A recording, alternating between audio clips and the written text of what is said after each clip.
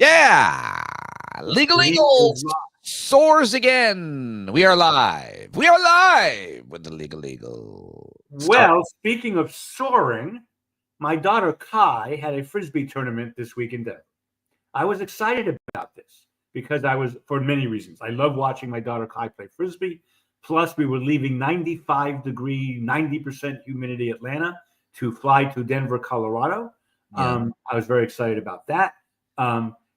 Okay. If you've never been to Aurora, Colorado, let me tell you that Aurora, Colorado and Lincoln, Nebraska or Omaha are the same things. Is that right? There's no trees, no mountains, no hills. And as on my children, well, it's true today. Yesterday in Denver, it was 98 degrees. The high in my house in Atlanta outside my house was 68 degrees. It was 30 degrees hotter in Denver, Colorado than it was in Atlanta, Georgia, the entire time I was there. And that's all I want to say. Goodbye. Thanks, everybody. Well, let me just say this about your kids, my kids, and these days. And I just want to say I am happy that my daughters never were so interested in or good enough at a thing that caused me to travel for that thing. These families of our parents' generation, our parenting generation here, whose kids are elite athletes, or not elite athletes, they play travel sports. Yeah. And they go away like every weekend. I am so grateful that I didn't have to spend my weekend. You're missing the point of my story. Oh, that it was nice to be away and it was cooler temperature, but you still had to. No, Pete. It was 98 degrees in Colorado and 68 degrees in Georgia for the last 3 days. It was 30 degrees hotter in Colorado than Georgia for the last 3 days. I don't know what your point is then. Why are you talking about the weather? How can that be? How can it be hotter in Denver than Atlanta? How can anything be explained in this era of climate change? I mean, I'm sure it had something to do with fossil fuel burning. I'm going to cut you off about sports because I got to tell you something. Yeah. The worst, I think your audience will appreciate this if they have experienced it. Elite soccer, very difficult. Jesse did that. You play in December, it's raining, it's cold, blah, blah, blah. Many high school sports and middle school sports are difficult. But the worst by far, and it's not close, is fucking swim team. Pete, if you've never done swim team, then you don't know torture and terror and hell. 5 hours, 95 degrees, you can't go in the pool, your daughter races 3 times in 5 hours. And there's no rooting. It's not a soccer game where everybody's rooting for. Oh, that does, and you have to travel for that too. You got to go to. Well, I would not support my children's joy over my own. And my kids mutinied over swim team. Thank God. Oh, thank God. I have treasured my children always. Honestly, but I mean, I'm not even being facetious here or trying. Like these parents who support their kids' pursuits that require them. Specifically, especially travel sports, much less dance or cheerleading or any of these things. Yeah. I don't think I don't I don't know about that. I think are they happy? It sounds horrible. It's if you work all week and you have your week and you work hard, you have a hard job, and then the weekend comes and you have to go somewhere and hang out with other parents and do any in a hotel. It depends on whether you love your kids or not. I don't think it does. Yeah, I think if you love your kids a lot, you just say to them, we're not doing that. Well, on swim team, you know, Lynn runs our family. Everyone knows this. This is not a debatable proposition. Lynn's entire family are great swimmers. Her sister is a champion swimmer at age 50. I am telling you, you people out there who think elite soccer is considered really bad, leaving aside high school football and stuff. I am telling you, swim team is 5 hours. Your kid races 3 times. But there's nothing to watch. Yeah, no, I think we're on the chat. Tina is saying that being in the band schedule is brutal. I don't know what that means necessarily, but worse than swim team. Nothing's but here's I just am realizing this as I'm saying it. I did a lot to make sure the girls were able to do the things that they wanted. I don't think we said no to many things. They tried a lot of different things, especially Julia. But, you know, it supported them. Mainly what they did was dance. But I was thinking about my dad. You know, my dad, Chisel D. I think my dad, if I wanted to do something that he didn't want to do, I think he was like, nah. And I don't think, here's the thing. I don't think I cared that much. I think he was like, I don't want to do that. And I also think he made me do stuff that I didn't want to do, like go to auto racing. I was basically like, nah. He might have pushed once or twice more, and then he didn't make me do it if I didn't want to do it. Well, I love your dad for obvious reasons. For obvious reasons, you said. Yeah. I love your dad for obvious reasons. Because you're his favorite guest. Yes. Yeah. Well, I was traditionally, since I see what you're the doing. Supreme Court has gone away, who knows what he's trying to get in the room. Yeah, I see what you're doing. So how are you? As we open here, it's so funny. Just in the live chat. I love going live now because so many funny people and a lot of times asking good questions and making good points. I see it. Am I technologically capable? You can see it if you hit comments, I think, on the StreamYard. Trusting me to do this? But it says he's just going to disappear. He may disappear, actually, because comments. I see it. Oh, my God. A lot of people watch. It says doom and gloom over and over. It's hilarious. Doom and gloom, doom and gloom. Okay, someone said track is awful. Track is awful, but it's not as bad as swim team. There's nothing worse than swim team. 5 hours. You make a great. I didn't. That sounds horrible. Dance is not great, only because the recitals you had to sit in a theater on a beautiful day, and I never liked that. But that wasn't the worst. It was only once, what is awesome? Kai is also into musical theater, so she was just doing "I Love You," a bushel and a peck from Guys and Dolls, in a musical review, and that was an hour and a half, air conditioning. You watch your kid; it's fabulous. Why is she on? It's Ultimate Frisbee, and they travel. Why are they go? It is. It's great. The Ultimate Frisbee is it's the best sport in the world. All right, first of all, calm down. You're freezing, by the way, every now and then. Really? Yeah. That's your internet connection. Probably. Ultimate Frisbee is the only sport I know of that's extremely competitive with no referees. The kids work it out themselves. Seriously. So she went to a national tournament. Her school is ranked 5th in the country. But she was playing this summer for a kind of a recreational type team. And they went to Aurora, Colorado. People, if anyone there is from Aurora, Colorado, can you explain to me why there are no trees and it's 100 degrees? But anyway. Okay. So are you done? I'm sorry. I stopped listening. I was going to say, this was a pretty competitive tournament.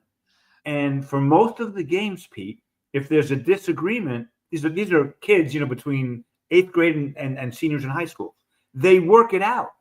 They get in a meeting and someone calls a foul and they say, well, I don't think it was a foul. Well, maybe it was. And they negotiate and they work it out. It's an amazing. If the law could be like that. That is interesting. If the law could be like that. If relationships could be like that. Yes. It's an amazing. If anyone out there knows about Ultimate Frisbee, comment, because it's amazing. We're talking about our kids and the things we'll do for them. And in chat, Amanda says, my dogs like to go for walks. And that brings up. Confused by that comment. Well, because she doesn't have kids and she's doing what they want to do. I think she's trying to relate here, but it just made me think that I don't have a dog because my dog died. And I know that when I thought about who to turn to and talk to about that, it's like the people that love their dogs the most. And you and Lynn just love your dogs. You always have. How many dogs have you lost in your life? As a kid, I lost. Is there a burial ground? Are there bodies? As a kid, I lost a dog, but I was really happy he died. What the fuck? That's true. That's a true story. I had a Shetland sheepdog who was insane. And if anybody sneezed or the doorbell rang or anything, I sneezed a lot as a kid. He went crazy. Lynn and I have. You were happy when that dog. What's its name? I can't tell you because then everybody will make fun of me. Oh no, we need it. I can't tell you. It will go into the archives against you, but you know this dog. The game. You will never appear on this program, and I will delete you from my phone if I don't know the name of that dog now. Sir Arthur. Yes. Sure. For a second, I thought you made it up, and I was like, "That's impossible." He was the worst dog ever. So I was not sad. I was 16. Give me a break. I was not sad when that dog died. However, Sir Arthur. Lynn and I have had 4 dogs, 2 of which are alive, and 5 dogs. Excuse me. Oh. Sweeney and Lucy, everybody knows. Sweeney Todd and Lucy Barker, everybody knows. No, so they're still doing great. Before that, we had Daisy. And then when I met Lynn, she had 2 dogs, Miles. Those 4 dogs I just mentioned are wonderful, amazing pets. I cried when Daisy died. I cried when Miles died. I will cry when Lucy and Sweeney died. When I met Lynn, this is a good story your audience hasn't heard. She had a dog named Rocky. Rocky was a she. Rocky bit everybody. Oh. So when I met Lynn, a lot of her friends had moved to New York and LA as we got to know each other. So they'd come back and visit. And Lynn would say, well, she's bitten like one or two of my friends. But every friend who visited every single time from any place out of town said, Rocky bit me, usually on the butt. Rocky was a terrible dog. I was not sad when Rocky died. But the other 4 dogs I love. And when Miles, Lynn's old dog, died, it was very sad. I'm so sorry for you. 13 years is a long time to have a dog. 2 questions for you about it. Yes. Is the loss? I'm sorry. Go ahead. Is the loss of a dog equal to or greater than, or can it be, the loss of a human? No. And no, never. Period. Flatten it. Well, I mean, there are some humans I can think of. There are many humans in your life. No, but I think that the serious question is like, I've lost someone close to me, but I heard this a lot, but losing my dog was harder somehow. And then the grievance process, you said, I will cry when they die. I cried so much on the run up. I was taking care of her and I cried every day before she died. I cried the most the day she died. I cried the days after she died. I cried today because I buried her in my garden, and I'm not sure that was the best idea because I just keep looking out there and I want to dig her up and pet her. But like my grieving process, do you just shut it off? Like you say, I'll cry when she dies, but like, I've done, okay, getting serious now for a moment. I've done a lot of grieving in the last 5 years. I lost a close friend to AIDS, very close friend of mine. Well, everyone knows about Judge Posner, who has terrible Alzheimer's, and we were very, very close. And I lost both my parents. And what I've come to realize is grief, the cliche is true. Some cliches are true. Grief is just like a river, and you never know when it's going to come. And my dad died more than 2 years ago. I was watching the French Open. I won't even be able to tell the story without crying. I was watching the French Open, which was the best match. I watched tennis my whole life. It was the second best tennis match of all time. The experts agree on that. That's the second best tennis match of all time. This year's French Open final. And when it was over, I wept because every time there was a great tennis match on, my dad would call me. Oh. And I wasn't expecting it. Like I wasn't thinking. So anyway, Pete, the points with your dog, it'll come and go. It could come 3 years from now too. And the other question I had about the loss of. You want to talk about the loss of guinea pigs? Because I have a lot of stories about that. A lot. In the chat, by the way, it says, Matt says, I've loved every dog I've had more than most people. Not all, but most. Fair enough. I don't judge love. And now here it is. Thank you. I was trying to remember what it was. And Tina wrote, grief is the price of love. It's hard to pay, but in my opinion, love is worth the pain. And my question is, that Tina's smart. She's very smart and very thoughtful and passionate and kind and righteous, a lot of things. But here's the question that she's asking is the one, or answering is the one I'm asking is it worth it? The pain. And I'm talking about, you could talk about humans, like in terms of the relationships that you have and how much you invest in them. And I don't want to be really close with people because I can't deal with a loss or something like that. But is it worth it to have a dog that you love that brings you infinite joy, etc., if the grief and the pain is so hard? I'm not asking that question because for me, it was absolutely worth it. But some people have asked that. And I thought that was an interesting one that I'd never really thought of. I think once again, the cliche is true. Yeah. I'm not going to say it out loud, but yeah, I think love of any, actually, once again, it comes back. In my view, all of life comes down to basically 3 things: Star Trek, Billy Joel, and Les Miserables. And there's a line in Les, and no, it's true. And there's a line, by the way, the original, by the way, time, folks, the original Star Trek, and only the original Star Trek. But anyway, there's a line in Les Miserables at the very end, I think, to love another person is to see the face of God. And whether you believe in God or not, the point is to love another person or animal is the highest thing. What's higher than that? I don't think anything in life. You know, I fucking love hot fudge sundaes.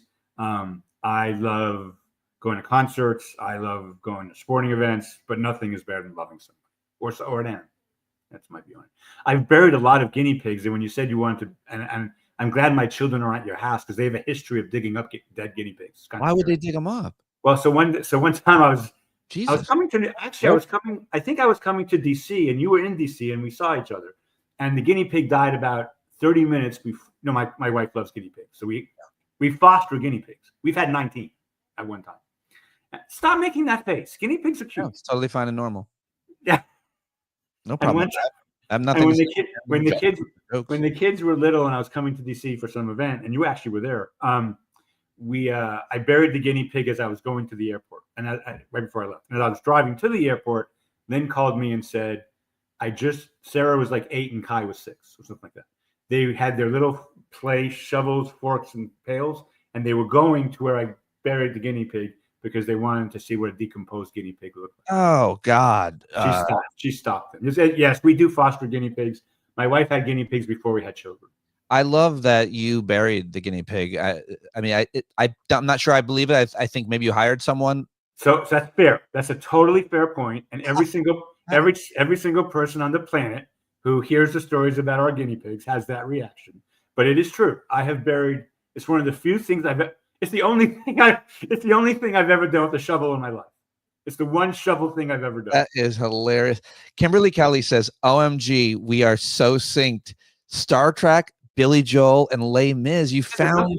There's nothing else. What are you two talking about? Like, are there others like you and Kimberly? Are there others like you and Kimberly that have that trifecta of entertainers? Well, let's start with the original Star Trek, Pete, because this is semi-serious. Yeah, no, go ahead. Gene Roddenberry was like 3 decades ahead of his time. So the themes that ran through, it's only 3 seasons. The themes that ran through those 3 seasons, overpopulation, environmental damage, healthcare, bad judges. I mean, it's all today. I'll give you one example. There is an amazing episode where they go to a different planet and they pick up these 2 people who have had a feud for eternity. And they both have faces that are half white, half black. So they both have faces that are half white, half black. Mm-hmm. And they hate each other. And they're chasing each other, and it's terrible. And finally, at one point, Kirk says, "Why do you guys hate each other? You're the same." And the guy says, "Are you an idiot? I'm white on my left side and black on my right side. Wow. He's black on his right side and left on his white side. Can't you see that?" And it was all about race. Pete, it's 1967. Cities are burning. You know, the Civil Rights Act just got passed. So that's Star Trek. And every other Star Trek is a pale and fake imitation of those 3 seasons. In addition, one last thing. I'm not a Trekkie, but one last thing. What? I'm not a Trekkie, but it's a great show. But the William Shatner, we can debate maybe. But most of the actors in that show are terrible. But they were made to play those roles. It's the most perfect cast show in history. So that's Star Trek. Now, Billy Joel's self-evident. At the age of 25, he's writing songs that have lasted now for 50 years. Did you watch this documentary that everybody's talking about? Fabulous. And I learned things I didn't know. I learned about his grandfather and being. I didn't know he was Jewish. I didn't even know he was Jewish, and I didn't know his grandfather his shop was taken over by the Nazis. It's a great, great, great, great. Even if you don't like Billy Joel, it's a great thing. But Billy Joel's lyrics in his first 3 or 4 albums, the reason his songs have lasted, the reason they will last another 50 years, is because his lyrics are a lot about life. And then, of course, Les Mis is, in my opinion, I'm not an art person. I don't know a lot about art, but I know a lot about theater. I know a lot about music. But in my opinion, the greatest cultural, artistic thing I've ever seen in my lifetime is Les Miserables. I saw that show 4 times on Broadway. Do you agree? Do you love it? Yeah. No, you can't say yeah. No, I liked it. I like it a lot. I like it a lot. I like the music. I'm a musical theater snob and fanatic and a Sondheim guy. The next 12 shows are all Sondheim shows, but Les Miserables is just miraculous. Anyway, the original Star Trek, though, really all you need to know about life is from the original Star Trek. Kimberly, who had the trifecta that you did, yes, Star Trek, Billy Joel, and Les Mis, add Lord of the Rings as well. Does that play a role in your life at all? So I love those books. Tolkien. I love those books as a Stephen kid. Colbert was obsessed, and every night at the Colbert Report, he would seem to work that into the Q&A or people asking. Can we talk about him for a minute? Yeah, but do you have any connection to that? I loved Tolkien as a kid. I read it 3 times as a kid. I loved it, but it didn't stick for me. It didn't. Okay. I was too busy watching, Vulcans. But it didn't stick with me. But I think those books are great. I don't. Anyone who says those books are amazing, I go, yeah, they're amazing books. What's your Colbert question? Well, I've always loved him. I think he's great, and I do think the character he played, in the show previous, the one that you used to, that show, his acting was the highest amazing. level of difficulty of comedy performed in our lifetime. I think that's right. You're the expert on that. Night after night, new material. It's not like he was doing a Broadway show playing a role or something like that. Night after night, new material. And I think that to me is his seamless character, that ever breaking it was amazing. And what it did and what it meant and what it parodied and what it didn't. And, is go ahead, though. I don't really understand. I mean, I do. Okay, I'm being tentative here. I have a tentative thought. I'm not sure why he just didn't walk off. After they fired him? Yeah. Would you give up a giant platform? For what reason would he give up the platform? I walked away. I'm thinking about walking away from this platform. Not you, but my law school platform. It'd be amazing if you just left.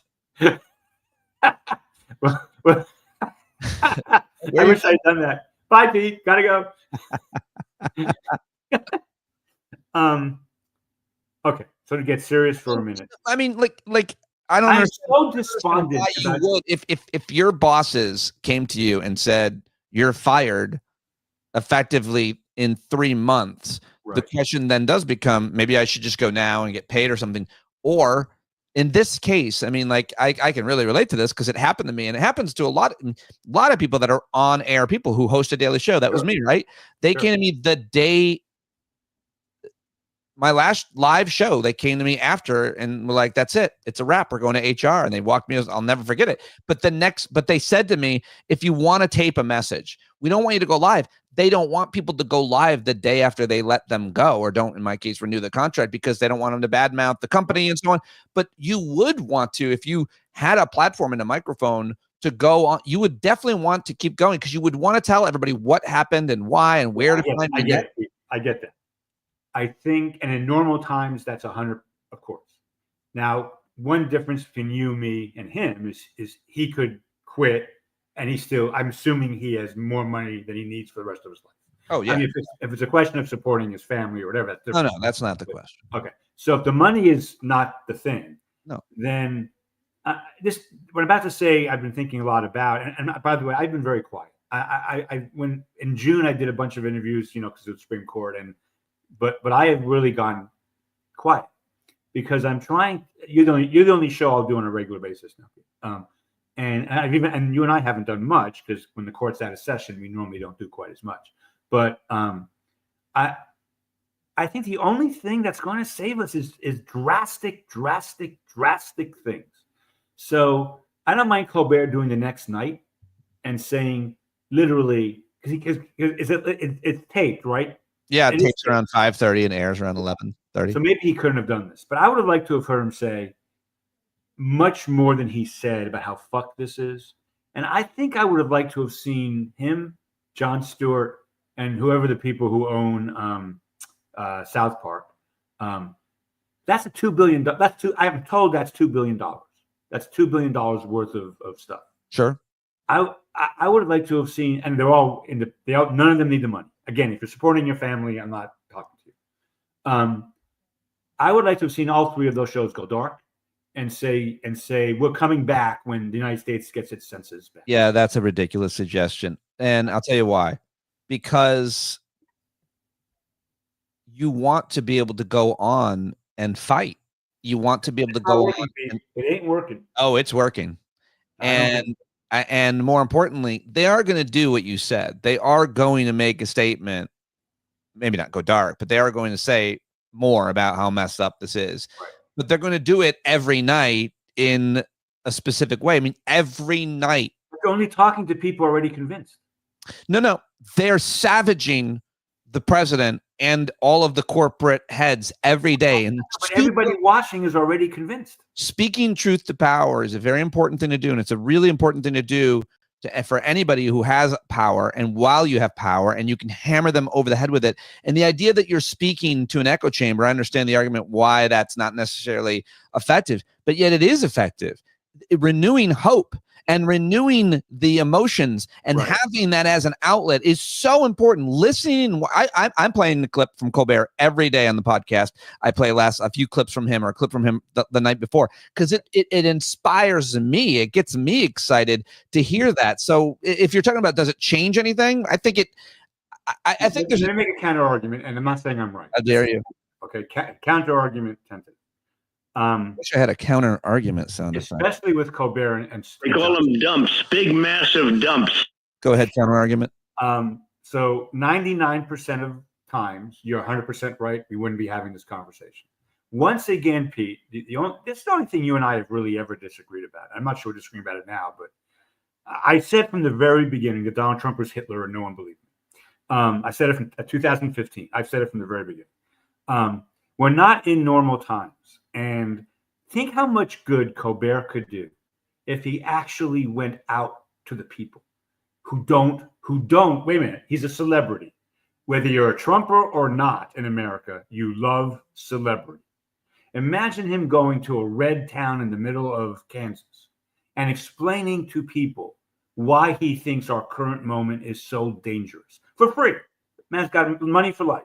Again, if you guys support your family, think about if Jon Stewart, who has, I assume, even a bigger audience than Colbert, if Jon Stewart went out and instead of ranting about Trump to people who are convinced, tried to go talk to people who are not convinced, because from basically, I don't know, from John McCain to Barack Obama, we can have all the reasonable arguments in the world, and you and I can't say that Mitt Romney was so wrong and Obama was so right or whatever. But we're not in that time, Pete. We are in a time where the government doesn't care what people think. Why do you think? I'm sorry. Why? I guess let me just take that apart real quick. The idea is that Colbert or Stewart should go talk to people that disagree with them. Yeah. Why would those people listen to them if they go to because they're celebrities? Why don't they listen to them now? They're on TV. All you got to do is something. You say because they're not in person, and you can. You think that the difference is if they show up at a theater in their town where they're probably going to be threatened over? Well, maybe that's what we need. All I'm saying is the people are going to that Trumpers or MAGA. No, just let's play it out. Colbert goes to deep red bumfuck town theater. Yeah. And you think the people who are buying tickets are MAGA? A, they're not. They're people who support him that traveled 3 hours to meet him in person, buying all the seats. B, the MAGA people don't show up. They're not coming. I think the local media covers it. I think he doesn't do his shtick. He talks very serious. Local media? That still exists, Pete. I know you're in New York, so clearly, and I'm pretty sure MAGA's not watching Live at 5. You're wrong. Local news in small town America is the only thing that matters. No, it's not. Fox News is the only thing that matters, and the internet. They're all watching Charlie Kirk or their favorite internet. They are Charlie Kirk. Don't get me started. Well, they're watching. If they were watching the local news, they wouldn't be so radicalized. They're not radicalizing people at Live at 5. They're talking about murders and shit. So it was interesting. I haven't watched the whole thing, but I've watched Bill Maher talk about his trip to the White House and how surprised he was by how reasonable Trump was. He is so bad. He contradicts himself in his own sentences at this point. It's crazy how bad it's become, I think. I'm only saying one thing, I guess. Yep. I'm only saying one thing. What Colbert and Stewart are doing, I can't speak to South Park because I don't watch it, but what Colbert and Stewart, I think South Park are doing, is the same thing they've done for the last 25 years. Okay, that's not working.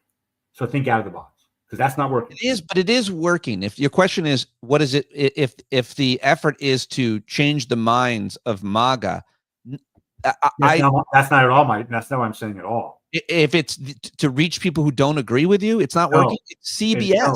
I'm not saying that. What I'm saying, Pete. What I'm saying is,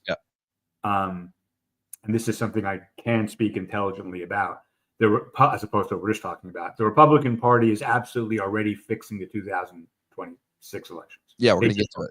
Yeah. And the court isn't going to stop it, and it's going to happen. America, as we have known, I said this in 2016 and no one believed me.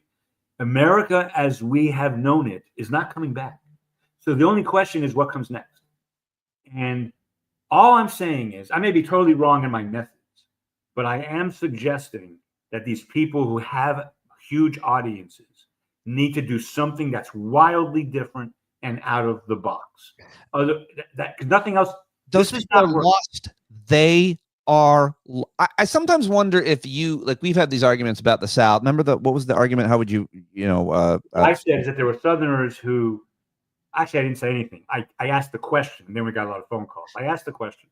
I know so many people who defend Southern tradition, who truly don't think they're racist and who don't say racist things and who don't. And I never understood that being from the North. Like if you're defending Southern tradition, you're defending racism. I don't know what to do with that. I never have known what to do. I don't think you're taking into consideration, or maybe that you're not paying enough attention to MAGA land, or even necessarily engaging with them other than the level that you do, which is at prestigious law schools and forums and so on, because they hate us. They think we are the pedophiles. I get it. And they think we're the enemy. And I think they're the enemy, but I have compassion for them. I'm not like a lot of people. I do think they're the enemy in many ways, but I do have compassion for them, and I do see their humanity for sure. How do you fight it? I don't know that you can change their minds or give them an alternative, because we don't agree. There's new polling I read about yesterday. We don't agree on basic truth. So we can't agree on solutions because we don't agree that on vaccines and climate change, and that Trump lost and Joe Biden won the 2020 election. So it's how do I convince anybody on any of those or any other issues?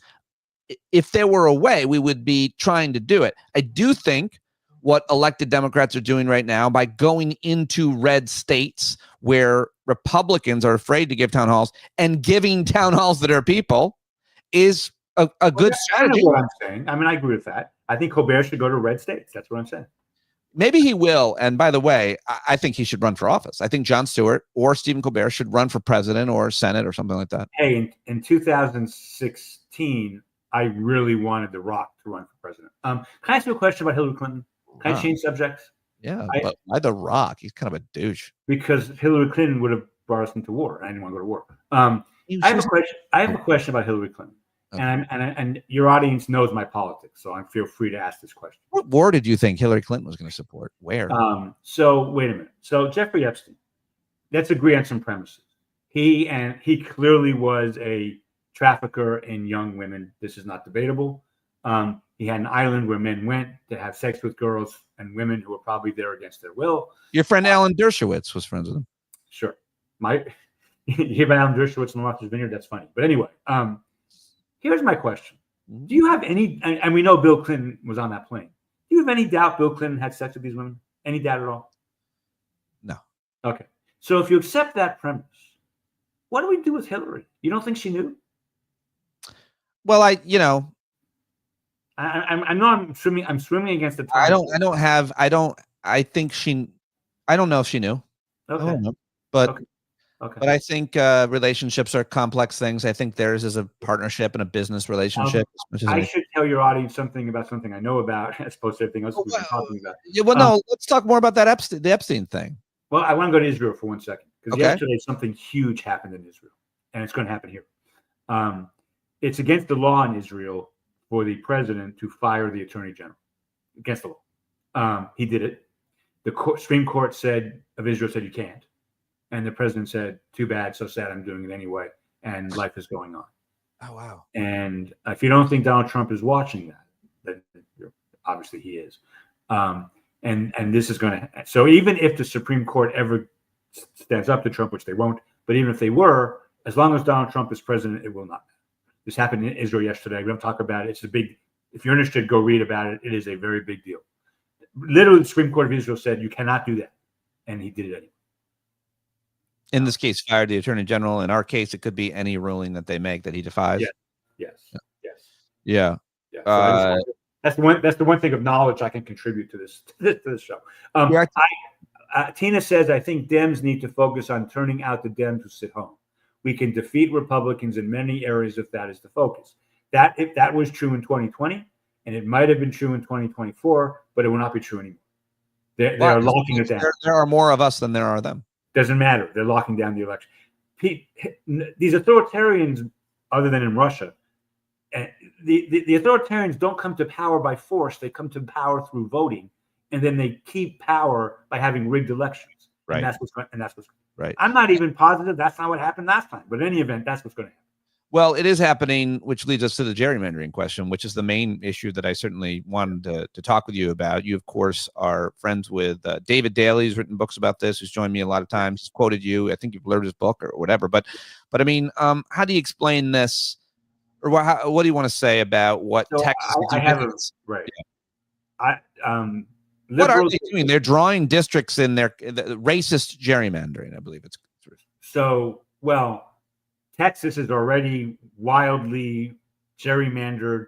The percentage of seats in the Texas legislature and the U.S. Congress that goes to Republicans far exceeds the percentage of Republicans in the state. And now they want to make it even more. The reason they're doing this is because if we had a normal election next time, it's a midterm election where the party out of power usually does better. And there's a good chance the Democrats would take the House in a fair election. So what they're doing is they're doing even more gerrymandering than they've already done, so that in Texas it's going to be like 80% Republican instead of 60% Republican. Now, Democrats are going to do the same thing. But the problem is the person who started this gerrymandering goes back to 1787. But the person who figured out how to really do this with computers was Karl Rove. So in the 1990s, Rove made this an art. The Republicans beat the Democrats to it by a decade. So for the Dems to take back the House in a completely gerrymandered country is going to be very difficult. They might take the Senate because you can't gerrymander the Senate. It's 50 states and it's not districts.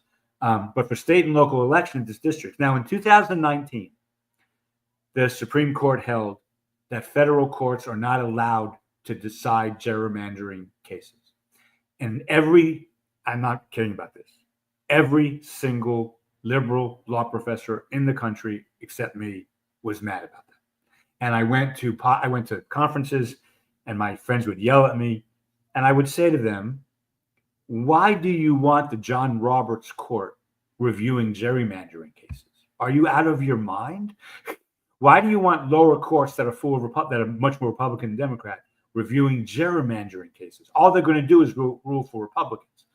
But anyway, federal courts are out of this business. And by the way, the state courts are more liberal than the federal courts, and the state courts are not out of this business. But the Supreme Court is. So Texas can gerrymander as much as they want based on political affiliation, and there is nothing federal courts can do about it. So can Maryland, which, by the way, gerrymanders Republicans out of existence, effectively. And there's Pete, I say this is one of the most confident things I've ever said on your show. There is no answer to this other than good faith. And until we get good faith back, we're lost. What do you make? No, just good faith. So some Republicans get together with some states have independent redistricting commissions where the politicians don't pick the districts. This commission, Arizona was a good example of this. They had 2 Republicans, 2 Democrats, and a 5th person who had to be independent. And the 2 Republicans and 2 Democrats would pick the 5th person. It was great. And that 5th person would be usually a neutral independent person. So Arizona is not as gerrymandered as most states because of that. In Michigan, I think has one too. Don't quote me on that. These independent redistricting commissions were upheld by the Supreme Court 5-4, with Justice Kennedy siding with the 4 liberals. That issue is going to come back to the Supreme Court. Justice Kennedy is gone, and they're going to strike them down as unconstitutional. So it's going to, unless Republicans and Democrats in legislatures can do this in good faith, again, we have no answers. I warned Pete. I want your audience to know. I warned Pete when he asked me to be on today about current events. Well, Tina says it better than I can. Tina said, we're so fucked. I don't know how to. I don't have anything. We have to get back to good faith. We have to get back to Romney and Obama, and McCain and Obama, or even those guys weren't very good faith.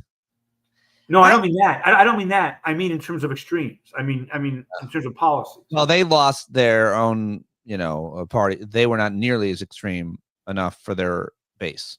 both McCain and Romney had to become far more extreme and denounce things like their own former policies to get people to vote for. Remember John McCain correcting a lady who said that just like, by the way, hold on, there's a footnote. I got to interrupt you. There's a footnote to Star Trek Billy Joel and Les Mis, and that would be the West Wing.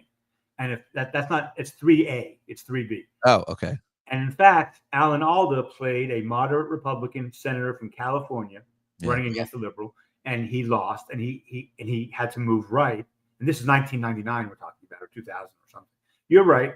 But all I'm saying is, go to a TV show. I mean, that's exactly what played out in America. And it's because, by the way, it's only because on the right, you had right-wing talkers on radio, Hannity and Rush Limbaugh and Fox News, that were dragging them over there. What's fascinating, and I've always documented this and wrote about it once, is sometimes those people run for office or get jobs in government, and then they cannot do any of the things they demanded. Or in the case of Ron Johnson, the senator from Wisconsin, he was getting screamed at by Mark Levin, who helped him get elected, for not doing more. There was nothing more that Ron Johnson could do. Those days are gone.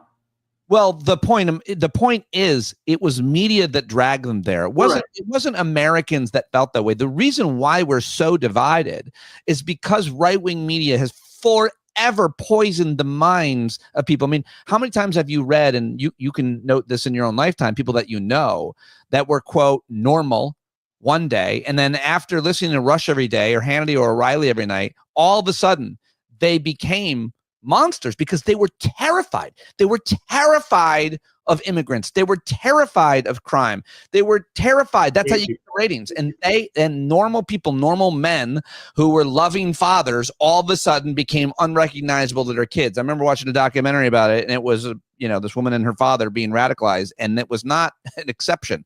It is the norm. That's America, right? You're right. And that's why the single maddest I've ever been, really, in my life about political events, and your audience knows I rant a lot, but the single maddest I've ever been, and I wrote about it, was when Rush Limbaugh got the Medal of Honor from Trump. I thought that was a moment of national. That's the worst moment in America since the Civil War. I mean, this man was a man who has spewed hate, prejudice, bigotry. He's also a criminal. And the Republicans stood up and gave him a standing ovation. Well, it's a weird thing because it kind of brings full circle in this conversation and to the country, which is right-wing media was nonstop talking about Jeffrey Epstein. And I don't know if you know this or not, but what they were told to believe by Steve Bannon and many others, was that once Trump gets elected, they're going to reveal the Epstein list, which it's not a list per se. It's going to expose all of these elites. They're mostly going to be Democrats and liberals, but whoever's on that list. And once it does, all of them are going to lose power. And they're the ones, those elites that are on this list, are so influential that they're affecting your life. And once they are revealed, your life is going to get better because they're not going to have a stranglehold on whatever company, your Bill Gates or whoever it is. It's a crazy thing to believe, and it's a crazy thing to try to make people believe, but that's what they believed. And the point I'm trying to make is right-wing media made this Epstein thing. Trump beat that drum over and over. He made them starve, thirst for these files, and then they walked right up to the drink, and he's like, nope, none for you. What does that mean? They're not going to give up. He brought them to the party. They're at the party. They're demanding answers. I think this is a huge deal. You think a month from now we're going to be talking about Jeffrey Epstein? I do. I think a month from now we might be talking about martial law. Maybe. I'm almost always right with my predictions. You once. I won't even go into it. Go ahead. I told you. I said Mike Pompeo would be the nominee for the Republican Party. You did not believe me about Trump. You never believed me about Trump. Not early on. You did not believe in 2015 and 16. What I specifically said was, he is physically incapable of saying no to something he wants and can get. He's just physically incapable. He can't walk away from anything. It's not possible for him emotionally, hormonally, or anything else. Yeah. And that has played out. And that's why I always said he's not Hitler because we're not Germany, and he's not Mussolini because we're not Italy, and he's not Stalin because we're not Russia. Right. But what I did say was, if God, I said this on your show, Pete, if God came down and said to Donald Trump, before he was president, I'll make you president, but you have to kill 10 million innocent people, and no one will ever find out, but you have to sleep with that for the rest of your life. I believe that Ted Cruz would say, no, I won't make that deal. I believe Josh Hawley would say, no, I won't make that deal. I believe Donald Trump would make that deal. I said it then, I say it now, because he's physically incapable. Well, he makes a deal with the devil every single morning, and then he paints himself orange. Right. So I hope, but the only thing, going back to Colbert and Jon Stewart and those kinds of people, I'm not digging on what I said. I am digging on a subset of what I said. They have to do something different. We need something different. The game has to be. Star Trek again. I'm going to end with Star Trek. We go back to Star Trek, not the original Star Trek, but still Star Trek. Captain Kirk passed something called the Kobayashi maneuver, which is a test you have to be fucking blower just started. Pete, I hope it doesn't ruin the show. No. Why is there a really loud leaf blower right now? Don't hear it. I don't hear it. Nobody hears it. So there's this test that is designed. You can't win. You can't win the game. You can't win it. So no person ever won it, but they still became Starfleet captain because the game was rigged. Kirk is the only person in history to win that game. How did he win it? He cheated. It's the only way to win it is to cheat. We have to start thinking like that. The people. I would divide Americans, including liberals, but in categories of those who will cheat to win and those who won't. Some people will. It's a certain psychopathy or psychology. Some people will win at all costs, and some people won't. Right. What I'm saying is, can't live with cheating and dishonesty. If I'm in baseball in the 1990s, I think, but don't hold me to that, or 20, and Mark McGwire, Sammy Sosa, and Barry Bonds are all taking steroids. Yeah. And they're all breaking records at a ridiculous rate, and they're the only ones doing it. That's one situation. Another situation is if 90% of the people are taking steroids, then you can't compete unless you take steroids. We have a government now where from top to bottom, there are no more checks. In the first administration, there were people who wouldn't cheat.